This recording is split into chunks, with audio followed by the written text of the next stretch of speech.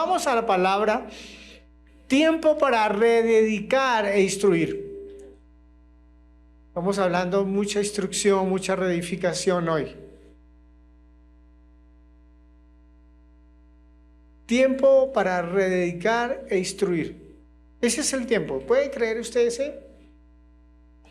Siempre me gusta hablar de los tiempos. Hay una promesa linda que dice: encomienda a Jehová tu camino, confía en él y él hará. Y David dijo: en tu mano, Padre, están mis tiempos. ¿Qué es lo que está en las manos de Dios? Nuestros tiempos. ¿Qué son los tiempos? Los días, las semanas, los meses, los años. El Salmo 90, Moisés está pidiéndole a Dios una sabiduría para aprender a contar sus días. Eso es lo importante. ¿Cómo estamos aprendiendo? Un pastor amigo me llamó, me dijo: pastor, me llegó un podcast y quiero que usted me ayude con algunos conceptos. Y una de las cosas que yo le he escuchado, me dijo, es el tema de las edades. ¿Por qué no me explica cómo es ese tema de las edades? Y durante hora y media estuvo compartiendo él de cómo Dios estableció en su palabra que cada edad fuera marcada por una bendición. Cuando un ser humano nace, Dios tiene todo un calendario para ser bendecido en cada etapa de su vida, para que usted y yo disfrutemos cada etapa de la vida, para que entendamos y caminemos con un entendimiento de qué significa cada etapa. Al octavo día, a los 40 días, a los 8 días, el tiempo del destete, la capacitación de la Torá, luego el Mar Bisbá, el Bat Bisbá, cuando pasaban, cuando a los 20 años iban a la guerra, cuando a los 30 ya podían ser levitas, sacerdotes, reyes, cuando a los 40 eran tiempos de prueba, cuando a los 50 eran jubileo, cuando a los 60 apenas se les empezaba a pedir consejo, consideraban a una persona sabia. A partir de esa edad, a los 70, la época en que empezaba la vejez, y a los 80 en que se empezaban a doblar, y a los 90 cuando fallecían. Memoríceselo para que aprenda que eso está en la Biblia. Cada etapa de la vida tiene una importancia, y por eso me gusta hablar de los tiempos. Y este tiempo yo quiero que hablemos del Hanukkah.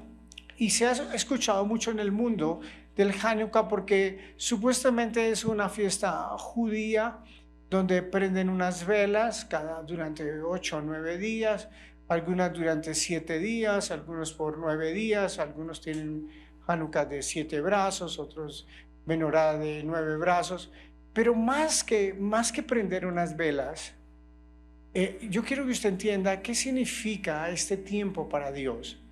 ¿Qué es lo que Dios quiere que aprendamos realmente de su palabra? Y la palabra Hanukkah tiene 3 significados que yo quiero que usted o escriba o le tome fotos. Yo le prometo que va a salir el significado. Iniciación, consagración y dedicación. Eso significa Hanukkah.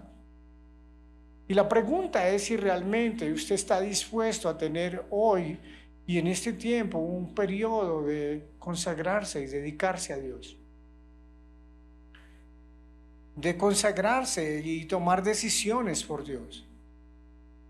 Para mí el mes de diciembre es un mes de mucha bendición. Y es de mucha bendición porque hace 33 años exactamente, en un diciembre llegamos buscando de Dios. En un tiempo de mucha soledad, de mucha crisis financiera, emocional, pensamientos en mi vida de suicidio, una gran crisis familiar a pesar de que llevábamos ni 2 años de casados. Y en ese tiempo Dios se me reveló a mi vida y fuimos a una congregación en diciembre de 1990.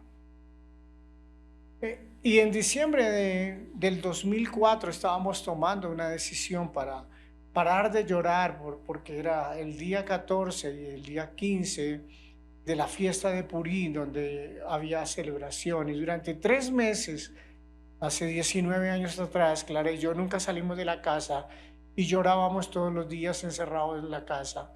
Pero en diciembre del 2004 Dios me dijo el día 14 que paráramos de llorar y que saliéramos con nuestros hijos y que era un nuevo tiempo para comenzar en nuestras vidas. Entonces cada diciembre me gusta averiguar y pensar qué es lo que la gente sufre en ese mes. ¿Qué es a lo que la gente se enfrenta? Pero también qué decisiones espera Dios de nosotros como personas, como seres humanos. Y yo quiero que se tome esos significados. De pronto para mi vida, para la vida de mi esposa, ha sido un tiempo de iniciación. La verdad fueron tiempos de iniciar cosas nuevas. Tomamos la decisión, un día jueves fuimos a una reunión de una congregación y simplemente nos paramos frente a la puerta de esa congregación y dijimos, hemos probado con tantas cosas y mire cómo estamos, ¿por qué no probamos con lo que nos están ofreciendo? No hubo predicación, no hubo oración por nosotros, simplemente el Espíritu de Dios nos llevó a esa casa y ahí estuvimos por 14 años siendo bendecidos, inspirados, ministrados y muchas cosas aprendimos durante esos 14 años. Pero siempre han sido tiempos de iniciación, pero esos tiempos de iniciación tienen que ver con las otras dos palabras, nos teníamos que consagrar. Teníamos que realmente dedicar nuestra vida a Dios. Ahorita que escuchaba a Clara sobre las finanzas, si usted se pone a estudiar la Biblia, ¿en qué ocasiones dice la Biblia que el pueblo dedicó algo a Dios? Fueron las finanzas. Y fue de las primeras cosas que Dios me dijo que tenía que purificar mis finanzas. Y las purificaba cuando yo administraba mis finanzas como Dios dejó establecido en su palabra. Yo invito a la congregación, a los que hoy están presentes, a los que nos siguen frecuentemente por las redes, a que en este mes traigan una ofrenda especial para este ministerio. Estoy orando por eso. Aparte de su diezmo, de su ofrenda, de lo que usted en este mes diga, yo voy a sembrar. Si Global Family ha sido de instrumento de bendición para usted, que usted tome una decisión, diga, voy a hacer algo adicional. O si nunca lo ha hecho, empiece a hacerlo. Yo siempre que escucho sobre la productividad, yo honro a mi papá y a mi mamá. Nosotros somos 5 hermanos, pero a nosotros 5, y mi papá y mi mamá trabajamos mucho desde muy niños, no de jóvenes, desde niños, textualmente, desde niños. Y Dios nos prosperó, porque trabajábamos mucho, pero no nos enseñaron a administrar. Nos enseñaron a purificar nuestras finanzas. Y las cosas que yo más agradezco a Dios, nuestro Padre, es que cuando llegué a leer su palabra, entendí que yo tenía que no solo trabajar, conseguir un dinero, sino purificar el dinero, consagrarlo, dedicarlo a Dios.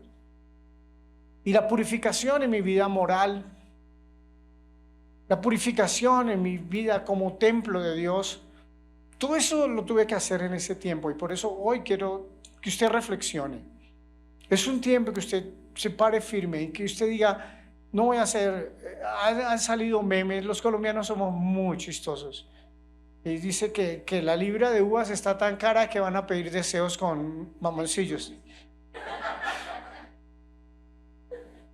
Y entonces uno se pone a pensar de todas esas costumbres que la gente tiene en este tiempo, que ropa interior amarilla y coger una maleta vieja y darle 7 vueltas a la manzana para viajar.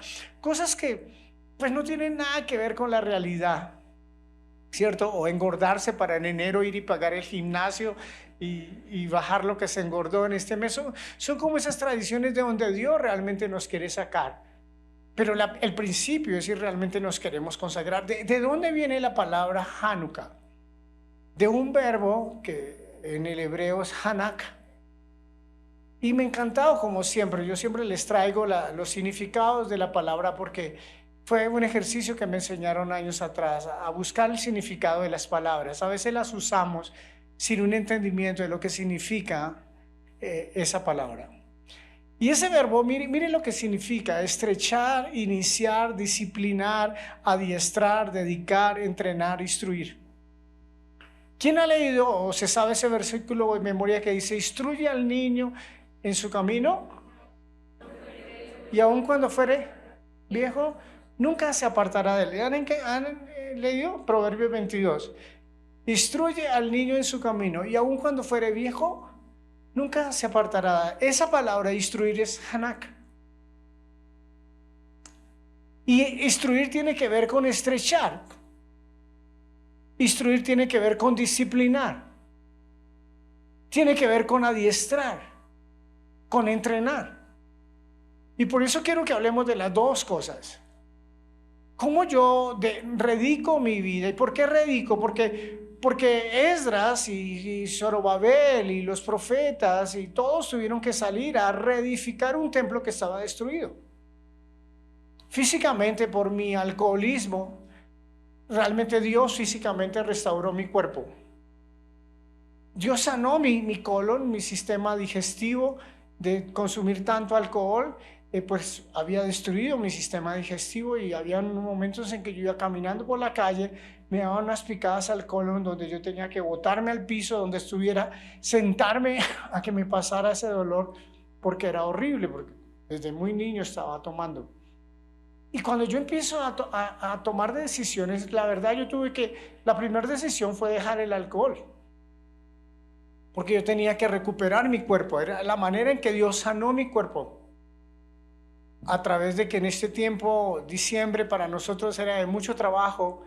Teníamos un restaurante tolimense donde nos hacíamos 3,000 tamales diarios. Durante 40 días dormíamos 1 hora al día y adicional a hacer 3,000 tamales diarios hacíamos 200, 300 lechonas para distraernos. Entonces el cuchillo, que a mí me tocaba expresar las lechonas, este brazo perdió la sensibilidad y la movilidad. Yo soy zurdo para escribir y para cortar. Entonces me tocó ser ambidestro porque ya llegaba un momento en que yo no podía hacer esto, no podía agarrar, porque mis músculos habían perdido la sensibilidad de fatiga muscular. Y yo me acuerdo que cuando llegué a buscarle al Señor, puse mi mano, a mí me dijeron que orara, recién convertido. Y le dije: Padre, si tú existes, sana mi cuerpo, yo quiero volver a recuperar la sanidad de este brazo. Y Dios textualmente lo hizo. Entonces yo vi que Dios me estaba dando unos regalos de sanidad por mis decisiones. Pero escuchen esto, yo luego entendí que Dios tenía que entrenarme en cosas nuevas. Tuve que entrenar mi manera de pensar. Tuve que reevaluar mis filosofías de vida. Pasaron los años, un día estábamos en un paseo al río, ya mi esposa y yo, mis 2 hijos muy pequeñitos, y fuimos al río y un primo me dijo: José, ¿va a tomar algo ahí? Y entonces yo le dije: no, yo ya no tomo. Y él me dijo: ¿y usted no era el que decía que un paseo al río sin trago no era paseo? Y yo le dije: esas bobadas que uno decía, ¿no? Sí, nos llevábamos una caja de aguardiente, no sé cuántas canastas de cerveza, esa era nuestra vida. Pero Dios tuvo que empezarme a entrenar, a cambiar mis conceptos, mi visión de vida. Y fue en un tiempo como este. Yo, lejos de saber que eso significaba Hanukkah, pasaron los años y después de muchos años entendí que es una fiesta histórica de un milagro que ahorita les comparto, pero que significa esto. Y le digo: Señor, con razón, uno cuando está educando a un hijo, hay momentos en que uno tiene que estrecharlo, tiene que atajarlo aquí, atajarlo aquí. El otro día entendí que esa palabra instruir es como meter a un boxeador en una esquina, en el cuadrilátero, donde no lo deja salir por ningún lado, y uno lo está instruyendo porque le quiere enseñar cosas a sus hijos. Eso es instruir. No solamente decirle que eres mi campeón y el tercero de mi vida.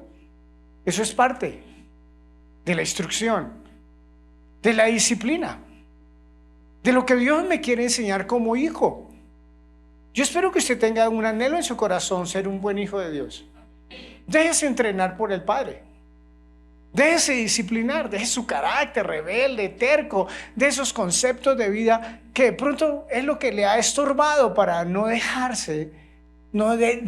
su vida totalmente a ver la gloria de Dios en su vida. Esa es la única raíz. Y quiero que miremos cuál es la labor pastoral y ministerial de por qué yo hoy estoy haciendo esto. Porque a veces no entienden cuál es nuestra labor, ¿cierto? En el libro de Mateo y bueno, en los evangelios hay todas las 18 o 20 funciones de una congregación. discipular, entrenar, aconsejar, ministrar, discipular también, establecer disciplinas, muchas cosas tienen que ver. Pero quiero ir en un solo verso que encontré esta mañana. Yo quiero hoy mostrarle por qué esta labor es tan gloriosa y tan hermosa y por qué uno necesita carácter para predicar e instruir. Porque el libro de Ezequiel, en el capítulo 44, ustedes pueden estudiar, ese es un libro muy profético desde el capítulo 40, toda la revelación del templo y la gloria de Dios en los postreros tiempos en el templo. Pero él está diciendo que él va a guardar un sacerdocio aparte para esos tiempos. Y el sacerdocio, dice, son los levitas, los hijos de Sadoc. Y luego cuando usted estudie la Biblia con detenimiento, usted entenderá qué hicieron los hijos de Sadoc. Ellos guardaron el ordenamiento del santuario cuando todos los demás se habían apartado de mí. Escuchen esto. Es muy fácil uno coger modas, decía mi pastor. Decimos los colombianos resabios. Uno coge modas, ¿no? Hay la moda de esto y hay la moda de eso. Entonces el pueblo se va por modas y las congregaciones andan de moda en moda y está la temporada de esto y está la temporada de aquello. Pero la verdad, lo que Dios está diciendo es que la labor ministerial no es andar en moda, sino tener un ordenamiento cuando los otros se aparten. Usted tiene que tener eso en su vida como carácter para pararse firme en sus convicciones.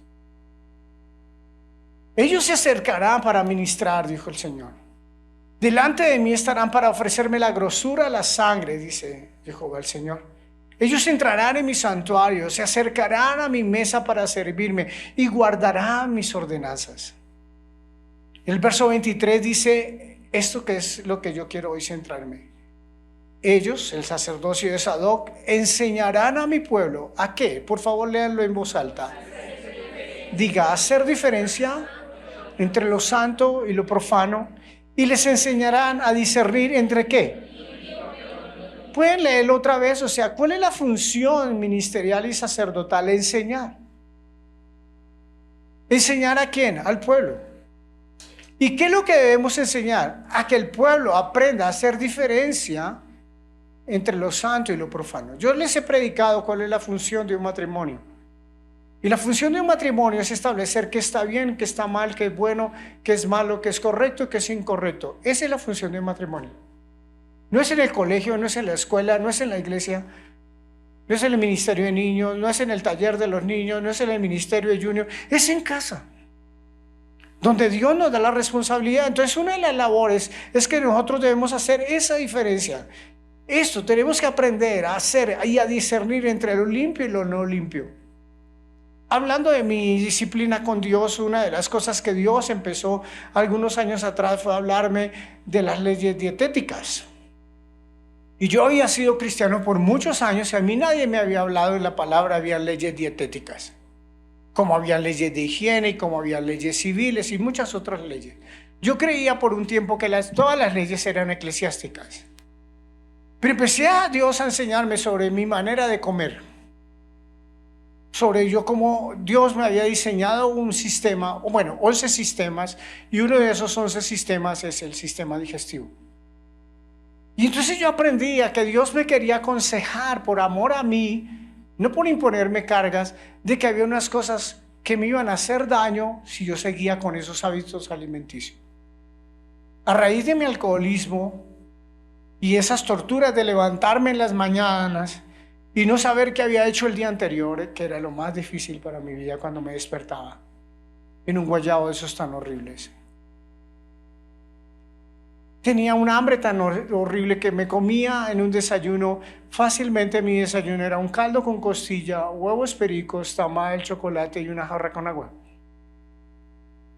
¿Y cómo no me iba a enfermar con alcohol y con esa manera tan desordenada de comer? Entonces Dios tuvo que enseñarme a que habían cosas que me iban a tener que limpiar. Y tuve que limpiar también mi corazón de la amargura, de los odios, de la vanagloria. Algo que Dios trató con mi esposa y conmigo siendo muy jóvenes. Yo tenía 30 años, mi esposa tenía 24 años, un hijo de 9 meses de nacido. Fue nuestra autosuficiencia y nuestro orgullo. Mi esposa y yo recién nos convertimos, nos sentábamos, los dos decíamos y nos halagábamos el uno al otro. Tú tan bella, tú una profesional tan hermosa. Y ella me contestaba, y tú tan trabajador, tan capaz. ¿Cómo no vamos a salir adelante? Esos eran nuestros desayunos porque no teníamos para comer. Y Dios tuvo que limpiar nuestra autosuficiencia. Entonces la labor ministerial y las predicaciones tienen que ver, ¿tú realmente te estás dejando limpiar por la palabra? Jesús se acercó a sus discípulos y les dijo, ustedes ya han sido limpiados por la palabra que yo les he hablado. Esa es la labor ministerial y pastoral. Y este es uno de los temas por los cuales hoy traigo este mensaje. ¿Qué pasa en un tiempo como hoy? Tiene que ver con cumplimiento profético.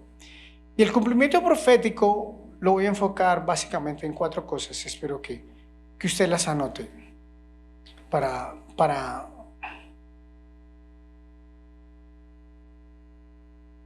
La primera es que tiene que ver estos tiempos con un tiempo en que las aguas van a descender de su vida. Las aguas significan pruebas, presiones, luchas. Y vuelvo a mi testimonio. Mi testimonio, yo durante el año de 1990, mi negocio fracasó en diciembre de 1989 y durante todo el año de 1990, la verdad no supe cómo lo sobreviví. Hoy lo entiendo que solo por la misericordia de Dios y que no me suicidé por cobarde y entonces estoy acá por la gracia de Dios, ¿cierto? Pero yo sentí que en ese tiempo hubo un día en que Dios se me reveló a mi vida sin que nadie me predicara. Y vino una luz en mi corazón. Y a partir de ese momento yo sentí que había una esperanza para mi vida. Y yo hoy quiero enseñarle que en el libro de Génesis, en el tiempo en que descienden las aguas, Génesis capítulo 8, verso 5 dice, y las aguas fueron decreciendo hasta el mes 10. En el 10, al primero del mes, se descubrieron las cimas de los montes. Y yo no sé por qué pruebas usted está pasando, pero yo hoy de parte de Dios le quiero decir que en este tiempo, yo hace un mes, cuando comenzamos el mes noveno, vine y les dije de parte de Dios que sería el mes en que muchas cosas iban a dar a la luz. Recuerde que les dije que en el tiempo de la vida, y yo no sé si usted lo tomó, lo creyó para su vida, yo lo creí. Y cuando yo vi esa reunión de mujeres y la reunión mía en Washington y la reunión de parejas, Dios me dijo, estoy cumpliendo lo que te prometí. Salieron cosas a la luz que nunca antes habían visto ustedes. Nunca antes en Global Family habíamos visto una reunión de 600 mujeres. ¿Y cómo lo hizo Dios? En la soberanía de Él, en el tiempo que Él dijo que lo haría. Yo espero que usted reciba esta palabra. Yo la estoy tomando de su Biblia, no me la estoy inventando aquí porque desayuné fuerte y estoy aquí en colapso, no. Es porque Dios me dijo que para este tiempo, mire, este tiempo para muchas personas es un tiempo de mucha depresión. Estábamos hablando con una joven de otra ciudad anoche con mi esposa y le decíamos, quita de tu vida la condenación. Quita de tu vida esos estándares que te están acabando. Deja de mostrarte como esa mujer superwoman que todo lo puede. Y no fue sino empezarle a dar ese consejo a ella y ella en una videollamada que estaba se descompuso, empezó a llorar y a recibir liberación. ¿Por qué programamos esta administración el día de mañana? Porque sabemos que este es un tiempo en que muchos están, como decimos los colombianos, con el agua al cuello. Y muchos se meten en más deudas y en más presiones. Y las cosas que yo me liberé cuando dejé de celebrar estos temas de Navidad y empecé a enseñarle al pueblo, fue cuánta gente regalaba porque tenía que regalar, porque pues, imagínense, el que le va bien trae regalos guau y los otros par de medias. De tal para tal, un par de medias. Y a veces algunos una media para usted y la otra media para usted. Porque no tienen nada, pero había que endeudarse y echar tarjetazos y un poco de cosas. Y yo digo, y la gente tiene que ser libre de eso. Porque usted no entenderá si usted escucha la intercesión que hicimos ayer. Al final de la intercesión del día de ayer estuvimos quebrantando todos estos poderes que se levantan a un nivel mundial de idolatría. Las calles del mundo entero están llenas de ídolos. El mundo está desenfrenado bajo unas corrientes demoníacas y satánicas que ni siquiera entienden. Pero yo le quiero decir que si usted toma una decisión de consagrarse a Dios y andar en la verdad, sus aguas le descenderán. ¿Quién necesita que las aguas, no sé qué será, laboralmente, financieramente, profesionalmente, emocionalmente, ministerialmente? Pero te quiero decir que es un tiempo en que tus aguas van a bajar. Y cuando las aguas bajan, lo más lindo de eso es que cuando las aguas descienden, lo primero que se descubren fue las cimas de los montes. Yo decía, Señor, tú tan lindo, porque ¿qué tal que las aguas se descendieran y usted abajo del monte y eche para arriba? Pero mire la gracia de Dios. Las aguas descienden y tú no estás abajo en el monte. Las aguas descendieron y tú estabas en la cima del monte. Ese fue el juicio para la humanidad, pero la gracia alcanzó a Noé y a su casa. Y espero que usted tome decisiones. Y no importa las pruebas que estés pasando, yo sé que la gracia de Dios te alcanzarán y esas pruebas van a descender y tú vas a quedar en lo más alto del monte con una visión diferente. Lo segundo que te quiero contar es que son tiempos en que los enemigos asedian. Y dice el libro de Jeremías, capítulo 52, verso 4. Aconteció, por tanto, a los 9 años de su reinado, en el mes 10º, a los 10 días del mes, que vino Nabucodonosor, rey de Babilonia, él y todo su ejército, contra Jerusalén, y acamparon contra ella, y de todas partes se edificaron contra ellas baluartes. Hay un texto que dice que la sitiaron. Entonces, déjenme les explico esto. Cuando el enemigo sabe que hay un tiempo en que Dios va a tener gracia y misericordia, como nunca antes va a asediarte. Y va a traer unas opresiones donde dice, Señor, yo no sé si le ha pasado, ¿Dios ha hecho algún milagro así sobrenatural en su vida? Sí, pueden dar testimonio de algún milagro financiero que usted dijo, uy Dios, hoy es el día y no tengo de dónde, y de una manera gloriosa usted pudo responder. ¿Qué le pasó unas horas antes de que usted tuviera el dinero para pagar? Se sintió que esa noche era la última noche de su vida y se levantó cantando, cesó la horrible noche. Pero Dios al otro día tenía la respuesta. ¿Por qué hay tanta gente que se suicida? Porque el enemigo lo asedia de tal manera en su mente y lo oprime de tal manera que le hace quitar la vida. Esa fue mi experiencia hace 33 años atrás. Cuando Dios se me revela mi vida y yo no me suicido, yo digo, Dios, y entonces ¿por qué el enemigo? Y miro para atrás, 33 años, 34 años atrás, y yo digo, Dios, gracias, no me suicidé. ¿Qué hubiera pasado si me hubiera suicidado? El enemigo hubiera tenido una victoria de su asedio, de sus opresiones, de esas voces que te dicen, esa es la solución. Lo mejor es, hay gentes que van y se compran un seguro, ponen a su cónyuge como beneficiario del seguro, van y se matan. ¿Quieren saber cuál es la noticia de hoy? Un hombre llegó a la casa, mató a su esposa, se mató él delante de sus hijos. ¿Usted cree que bendijo y hizo libres a sus hijos de algo? Los marcó para siempre. Esos son los engaños del infierno. Los que usted tiene que entender, que es el diablo el que lo quiere atormentar, que es el diablo que lo está oprimiendo, que lo está haciendo entrar en depresión, que le dice que no hay otra salida. Es el infierno que te va a rodear por todos lados. Pero si tú hoy tomas la decisión de consagrarte a Dios e invocar su nombre y clamar a Él, Él te va a levantar y te va a sacar de ese asedio. Es la solución. La solución no es no dejarnos asediar. Cuando hay pruebas en las familias, siempre le decimos a los padres, guarden su boca de oprimir y fastidiar y oprimir y asediar a sus hijos. Tengan cuidado con sus pruebas, no compartan sus problemas. Les están generando un ambiente de opresión. Usted tiene que ser sabio aún en la manera en que habla. Cuando sus finanzas no van bien, cuando su vida familiar no va bien, o su vida sentimental o emocional no va bien, tú tienes que tener un tiempo de volverte a Dios, no de dejarte asediar por el enemigo. Estos tiempos, esto que parece la magia de la Navidad es pura carreta. No hay magia. Hay potestades satánicas en el mundo entero asediando. ¿Qué tal si usted se pregunta cuántos mueren en este tiempo? ¿Cuántos accidentes ocurren? ¿Cuánta gente se enloquece por no dar la talla al mundo, a lo que el mundo pide? Se sienten desplazados, se sienten solos, se sienten tristes. Están siendo asediados. En el colegio los hijos son asediados.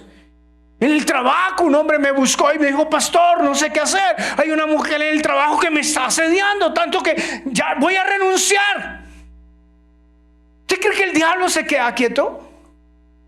Un hombre lleno del temor a Dios me estaba diciendo: pastor, tengo que contarle a alguien, quiero hablar contigo, quiero contar que estoy en unas luchas muy difíciles por esta mujer que me asedia. Entonces usted no puede ignorar cuáles son las acechanzas del diablo, dijo el apóstol Pedro. No podemos ignorar las acechanzas, no podemos ignorar las artimañas, porque en este tiempo el enemigo se va a estar a tu lado sitiándote, asediándote, a ver cómo destruye tu vida. Por eso es un tiempo de clamar al Dios de los cielos. Es un tiempo de decisión profético. Y en el libro de Esdras hay una historia muy linda de cómo Esdras fue enviado por Dios para restaurar el templo y para reedificar el templo y para reedificar lo que estaba mal. Y fue con recursos y demás. Y una de las cosas que encontraron es que el linaje escogido de Israel, especialmente los príncipes, se habían mezclado con mujeres extranjeras. Y entonces la solución es: bueno, Esdras, ¿qué vamos a hacer? Y ellos toman una solución. Ellos dicen: eso tiene que corregirse. Y vamos a llamar por toda la nación a todos los hombres que se fueron tras mujeres extranjeras y que tuvieron hijos. Y en el mes 10, dice: así hicieron los hijos del cautiverio. Fueron apartados el sacerdote Esdras y ciertos varones, jefes de las casas paternas, según sus casas paternas, todos ellos por sus nombres, se sentaron el primer día del mes 10 para inquirir sobre el asunto, y terminaron el juicio de todos aquellos que habían tomado mujeres extranjeras el primer día del mes primero. Tú tienes que decirle a Dios: yo he hecho cosas incorrectas. Toma decisiones. Y la primera decisión, escúcheme con atención, es: arrepiéntete. Pide perdón. Confiesa tus pecados delante de Dios. No te justifiques más. No te excuses más. Habrán áreas en las que tú no has podido avanzar porque te llenaste de orgullo, de excusas, por no confesar lo que estás pasando. Esos hombres fueron muchos, duraron 3 meses. Eran tantos los hombres, y si usted lee el final del libro de Esdras, están todos los nombres, porque no hacían cosas ocultas, todo era público. Estaban toda la lista de los nombres de los hombres que se habían unido a esas mujeres extranjeras y tuvieron que dejarlas, escuchen, y dejar sus hijos. Porque Dios les había instruido: no te mezclas con mujeres extranjeras. No des tus hijos a mujeres extranjeras y que los extranjeros no tomen tus hijas. Era una instrucción bíblica. ¿Qué es la vida con Dios? ¿Cuáles son las decisiones? Yo me aparto y rectifico y tomo decisiones. Toma decisiones. Aprende a tomar decisiones. No te vas a quedar solo en la vida. Vas a agradar al Padre. No intentes agradar a la familia o a los amigos. Agrada al Padre. El Señor Jesús dijo: teme a Dios, que es el que te puede quitar la vida. No temas a los hombres. Toma decisiones, escapa por tu vida. Mira como matrimonio, cómo van a salvar. Van a seguir con ese tipo de relación con esos hijos. ¿Cómo van a terminar esos hijos si no tomas decisiones radicales? ¿Cuántas jovencitas quedan embarazadas porque no tomaron decisiones un día? Voy a cambiar mi estilo de vida, no voy a fornicar como las demás. ¿Cuántos cayeron en adicciones porque empezaron a jugar que podían tener una capacidad de manejar la adicción? No, toma decisiones. Toma decisiones por Dios. Ese es un tiempo de decisiones. Miren un relato histórico que les quiero contar. De pronto ustedes no lo conocen, pero yo se lo quiero contar. Y son los tiempos del dominio del Imperio griego. Y yo les cuento un resumen. Alejandro Magno el Grande había muerto y él había repartido su reino en 3 generales, no sé si lo han escuchado, y uno de ellos es Antíoco Epífanes. Y Antíoco Epífanes había llegado a conquistar Israel. Él le tocó ese territorio, era el imperio griego que estuvo ahí del año 300 antes de la era del Señor Jesús hasta como el 160 y pico, y luego vino el imperio romano a poseer esa tierra. Pero escúcheme atentamente. El imperio griego, que era el mismo imperio heleno, ellos tenían una estrategia para conquistar los pueblos. Ellos no solamente los dominaban militarmente porque tenían una capacidad militar muy grande. Ellos lo primero que hacían cuando llegaban a un territorio era a imponer su cultura. Y por eso montaban gimnasios, montaban teatros, montaban música, montaron libros. Todo era porque ellos sabían que lo que lograba doblegar a un pueblo era su cultura. Porque esto es espiritual. Porque cuando tú llegas al reino de los cielos y tú realmente quieres cambiar tu vida, tú vas a encontrar en este libro la cultura de un reino. Por eso el Señor Jesús no habló de religiones. Por eso le digo, Él no vino ni a fundar el cristianismo, ni a fundar el catolicismo. Él no vino a fundar nada. Él vino a bajar un reino. Un rey con un reino y unos súbditos que somos usted y yo. Y lo que está aquí escrito es toda la cultura del reino. Entonces Dios, a través de Moisés, Él había hecho una carta para una nación llamada Israel que iba a hacer luz a las naciones. Y le generó una cultura a esa nación. Cuando Antíoco Epífanes se dio cuenta que los otros pueblos que habían conquistado, los habían conquistado de una manera muy fácil, con su cultura, ellos se dieron con el pueblo judío, no podían. El pueblo judío tenía unas costumbres tan arraigadas por miles de años que no se dejaban mover de ahí.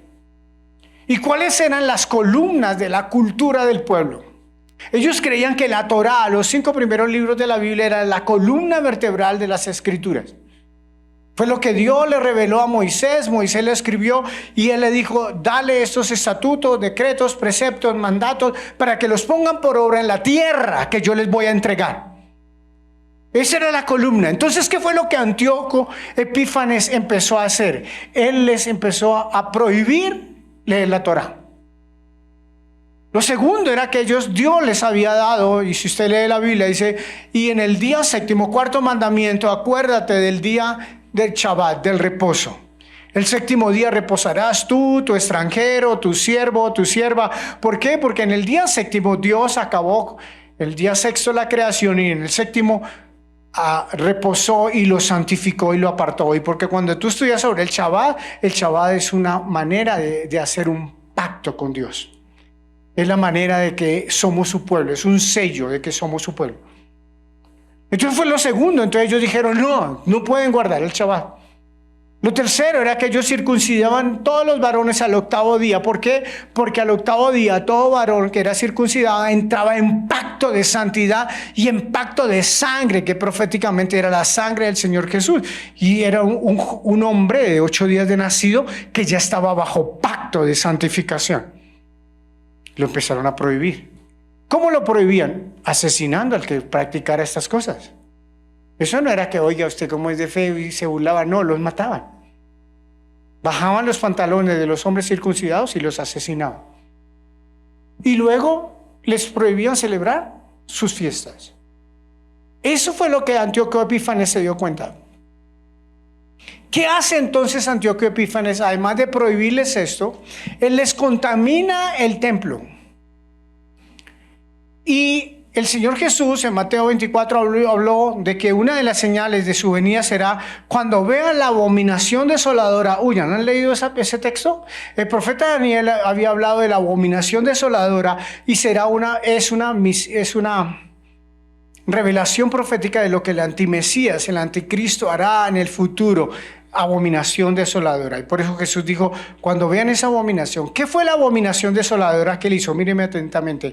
Él indagó en la cultura hebrea cuál era el animal más abominable para Dios y para los hebreos. El cerdo. Y cogió el templo, entró a lo más santo del templo y consagró un cerdo. Y lo siguiente que contaminó, que esto me pareció horrendo, fue la santidad del matrimonio. ¿Sabe qué hizo este hombre tan diabólico y satánico? Obligaba a que toda mujer, novia hebrea, virgen por supuesto, que se iba a casar, tenía que la noche anterior de su matrimonio acostarse con un general griego para traer contaminación al matrimonio, institución santa creada por Dios. Y que los hebreos sabían que tenían que tener un hogar santo, puro. Esa era su cultura. Entonces traigamos eso al siglo XXI. Eso es. Si usted quiere entender, esa es la lucha de estos tiempos. ¿Será una lucha de conceptos? ¿Será una lucha de tradiciones? ¿Será una lucha de contaminaciones? Porque todo lo que el enemigo quiere es contaminar. ¿Qué dijo Pablo? ¿Acaso ustedes no saben que ustedes ahora son templo? El templo. ¿Cómo contamina el enemigo y nuestro templo? Filosofías de hombres, doctrinas de demonios, dijo Pablo a Timoteo. ¿Cómo contaminas tu templo? Con amargura de corazón. ¿Cómo contaminas tu templo? ¿Cómo usas tu cuerpo? ¿Qué tipo de cultura tú tienes, de tradición tú tienes? ¿Qué celebras tú? Eso determinará qué es tu creencia.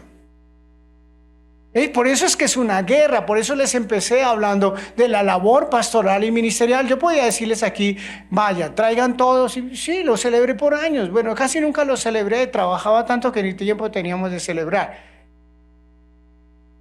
Entonces, ¿qué ocurrió cuando se contaminó el templo y esas cosas? Se levantaron los macabeos.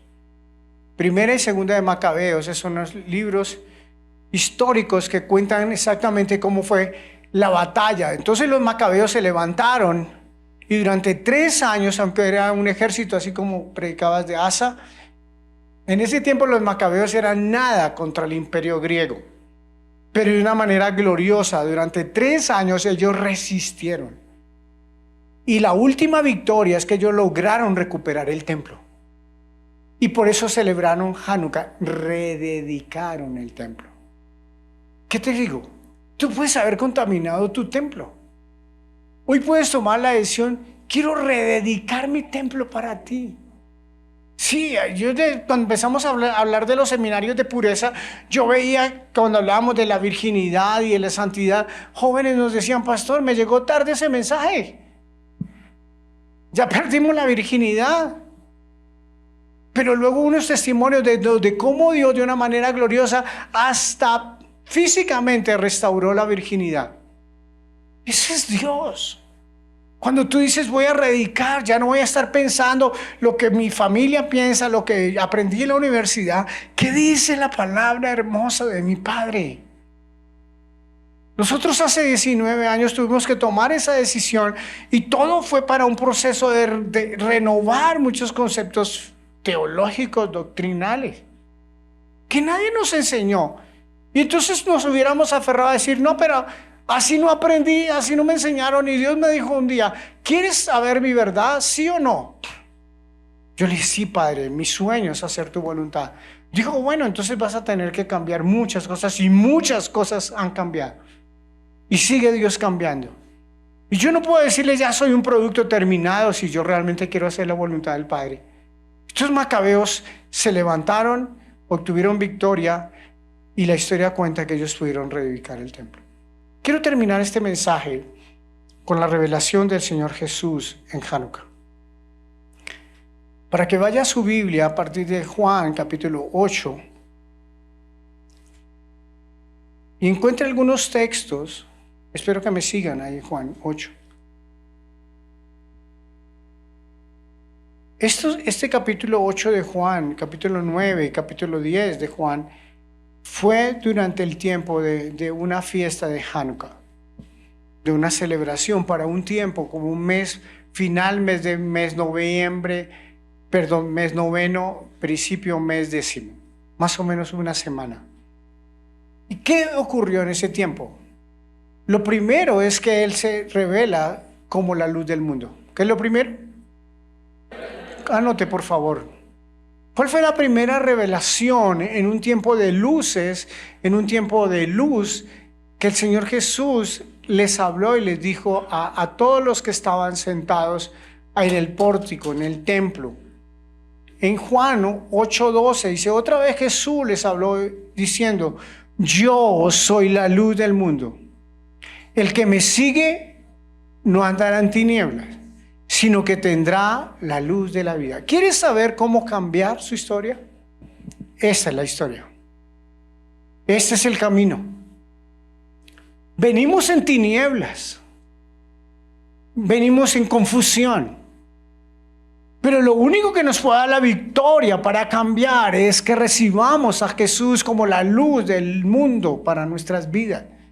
Ya les prediqué hace una semana. La luz sobre las tinieblas resplandece. Y las tinieblas no prevalecieron, Juan capítulo 1. Porque la luz verdadera llegaba a este mundo. El mundo por fue el hecho, pero el mundo no le conoció. Y a lo suyo vino, a los de su oficio, pero los de su oficio no le conocieron. Mas a los que creen en su nombre y a los que lo reciben, les da la potestad de ser hechos hijos de Dios. Esa es la luz que tú quieres recibir. Él se encuentra con la mujer samaritana, Juan capítulo 4. Sus discípulos van a comprar comida. Ellos le ofrecen comida y ellos dijo, seguro ya comió, le dijeron sus discípulos. Y él les dijo, mi comida es hacer la voluntad del Padre. Esa es mi única comida. El Padre nuestro dice que se haga tu voluntad, así como en el cielo, también aquí en la tierra. ¿Tú quieres luz en tu vida? ¿Tú quieres recibir la luz? Él está hablando con Nicodemo y Jesús le explica a Nicodemo en qué consiste la condenación de la humanidad. Y la condenación de la humanidad, según las palabras del Señor Jesús, es: la luz vino a alumbrarles y ellos prefirieron las tinieblas que la luz. Pilas. Cuando te quiera Dios dar luz y tú te quieras quedar en las tinieblas. Cuando Dios te quiera alumbrar ciertas áreas de tu vida y tú quieres agarrarte y esconderte y aferrarte a mantenerlas en oculto o estar en ignorancia. En eso es que se condena, así es que se condena el mundo según palabras del Señor Jesús. En que amas más las tinieblas, amas más tus conceptos, amas más tus preceptos, amas más tus tradiciones, amas más tu manera de ser. Tus deseos, tus pasiones, los amas más que la luz. Y entonces Jesús se aparta y, entonces quédate en tinieblas. Yo te quise alumbrar. Yo soy la luz del mundo. ¿Realmente tú quieres recibir la luz del mundo que te alumbre todas las áreas de tu vida? ¿O tú quieres esconder ciertas cosas en lo oculto, en tinieblas, para que no te alumbre la luz verdadera? Así se condena el mundo, según palabras del Señor Jesús. La segunda revelación en esa fiesta del Señor Jesús se reveló como la verdad, la palabra que nos hace libres. No hay otra manera de hacernos libres sino por su palabra hermosa. No hay otra manera. No te aferres, susténtamelo bíblicamente. Ve a la original, ve al origen. Ve a lo que Jesús dijo. Miren lo que dice Juan en ese mismo contexto, 8:31. Dijo Jesús entonces a los judíos que habían creído en él. Si ves que no es solamente creer, el creer es un paso. Y cuando tú das el paso de creer, ¿qué te dice el Señor Jesús? ¿Qué te dice el Señor Jesús? Si ustedes permanecen en mi palabra, seréis verdaderamente mis discípulos. Y luego dice más adelante, y conoceréis la verdad, y la verdad os hará libres. Verso 32. 31 te dice, ustedes serán verdaderamente discípulos. Verso 32, y conoceréis la verdad, y la verdad os hará libres. ¿Estás leyendo tu Biblia? Eso es la segunda revelación en Hanukkah. Él es la luz del mundo, pero Él es la verdad. Él dijo, yo soy la verdad, yo soy el camino, yo soy la vida. Él no dijo, yo soy una verdad, yo soy un camino. El único camino al Padre es Él. ¿Y quién es Él? La palabra que se hizo carne. Esta palabra tiene que para ti y para mí ser la fuente suprema de toda autoridad, de toda decisión, para que realmente seamos discípulos y para que realmente seamos libres. La tercera revelación del Señor Jesús fue como el sanador de nuestra ceguera. Acuerden que Hanukkah son luces por todos lados, luces por todos lados. Juan capítulo 9, versos 1 al 7 dijo, al pasar Jesús vio un hombre ciego de nacimiento. Diga fuerte, ciego de nacimiento. ¿Desde cuándo era ciego? Así somos tú y yo. Somos ciegos de nacimiento. Traemos tradiciones de generaciones completas de ceguera. Así nos tenemos que ver. Por eso el Señor Jesús le dice en Apocalipsis, pon colirio en tus ojos para que veas. Porque nacimos ciegos, sin que nadie nos hablara la verdad. Y le preguntaron sus discípulos diciendo, Rabí, ¿quién pecó, este o sus padres para que haya nacido ciego? Respondió Jesús, no es que pecó este ni sus padres, sino para que las obras de Dios se manifiesten en él. Me es necesario hacer las obras del que me envió, entre tanto que el día dura, la noche viene, cuando nadie puede trabajar. Entre tanto que estoy en el mundo, luz soy del mundo. Dicho esto, escupió en tierra e hizo lodo con la saliva y untó con el lodo los ojos del ciego y le dijo, ve a lavarte en el estanque de Siloé, que traducido es enviado. Fue entonces, se lavó y regresó viendo. Esa es la tercera revelación. Si no nos vemos como ciegos, Él dijo, vine a traer vista a los ciegos. Vine a traer vida a los muertos.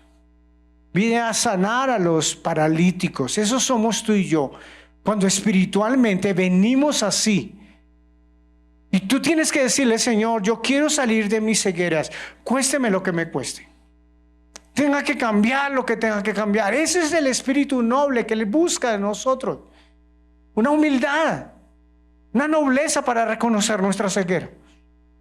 En el verso 39 dijo Jesús, para juicio he venido yo a este mundo, para que los que no ven, vean, y los que ven sean cegados. Entonces algunos de los fariseos que estaban con él al oír esto le dijeron, ¿acaso nosotros somos también ciegos? Jesús le respondió, si fueran ciegos no tendríais pecado, mas ahora porque decir vemos, vuestro pecado permanece. ¿Ve? Cuando digo, no, eso ya me la sé. Entonces el Señor te dice, sí, usted ya se la sabe, hágale, entonces siga ciego. ¿Quieres que tú crees tener la verdad? Sigue ciego. El problema no es estar ciego. Porque si estamos ciegos y reconocemos nuestra ceguera, le clamamos a Él y Él nos dará vista. ¿Vino a traer vista? A los ciegos de nacimiento. Juan 10. Todo el capítulo de Juan 10 tiene que ver con la parábola Él como la puerta del redil y el buen pastor. ¿Cuál es la siguiente revelación? Como la puerta. Usted tiene su Biblia, es un texto muy largo, no hay tiempo de colocarlo todo ahí en la pantalla, pero si usted tiene su Biblia, Él dice, yo soy la puerta y el que no entra por la puerta es ladrón. Yo soy la puerta y el que entra por la puerta se salva y tendrá delicados pastos. Pero Él dijo, pero yo soy el buen pastor. Y el buen pastor su vida dio por las ovejas. Y las ovejas oyen mi voz y me siguen. ¿Estás entendiendo? ¿A quién quieres escuchar? ¿Tu tradición? ¿Tu propia voz? ¿Tu propio pensamiento? ¿Te quieres escuchar a ti mismo toda tu vida? ¿O vendrá un día como hoy en que tú tomes una decisión y le digas, Señor, quiero oír tu voz? Quiero que seas mi pastor. Quiero que pastorees mi casa. Quiero que pastorees mis finanzas, mi familia, mi matrimonio, mis hijos, mi negocio, mi profesión, mi ministerio. Quiero que tú seas la luz, la puerta por la que yo voy a entrar. Ese es el resumen. Quien no entre por la puerta es ladrón, fue lo que Jesús dijo. Y cuando alguien entra, tendrá salvación y hallará pastos. Esa es la vida excelente, de vida en abundancia que Él vino a traer. No tomes otras decisiones, solo agrádalo a Él. No te agrades a ti mismo, no agrades. Él dijo, el que ama a papá, mamá, esposo, hijo, mamá, lo que sea, novio, negocio, ministerio, más que a mí, no es digno de ser llamado mi discípulo. Esa es la revelación de Hanukkah. Él es el pastor y el pastor dio la vida por las ovejas y las conoce. Pero la última revelación es como el Mesías. Miren lo que dice ahí, todos por favor vayan a la pantalla. Porque algunos dicen, ¿y Jesús la celebró? Bueno, lea su Biblia. 10:22. ¿Qué dice 10:22? Celebrábase en Jerusalén la fiesta de la dedicación. ¿Era? Este tiempo. Y no es una de las fiestas bíblicas ordenadas en Levítico 23. Es una fiesta histórica con una revelación profética que hoy les estoy tratando de enseñar. Jesús andaba en el templo por el pórtico de Salomón. El pórtico de Salomón era dentro del diseño del templo que David le dio a Salomón. Era el lugar más cercano al lugar santísimo, porque él amaba el lugar santísimo. Espero que usted también. Y le rodearon los judíos y le dijeron, ¿hasta cuándo nos turbarás el alma? Si tú eres el Mesías, el Cristo, dínoslo abiertamente. Jesús le respondió, yo no se lo he dicho, ustedes no creen. Las obras que yo hago en nombre de mi Padre, ellas dan testimonio de mí. Pero vosotros no creéis, porque no sois de mis ovejas, como los he dicho. La última revelación de Hanukkah, el ungido de Jehová. Pedro, cuando fue a la casa de Cornelio, empezó su presentación diciendo, nosotros vimos como Dios ungió a Jesús de Nazaret con Espíritu Santo y poder y fuego, y cómo él anduvo haciendo el bien y sanando a los oprimidos por el diablo, porque Dios estaba con él. El ungido de Jehová es uno solo, el Mesías, nuestro Mesías, Jesús de Nazaret. No hay otra unción. Por eso él dijo a sus discípulos, y yo los bautizaré con Espíritu Santo y fuego. No se muevan de Jerusalén, yo los voy a ungir. Padre, te adoramos y te bendecimos en esta hora.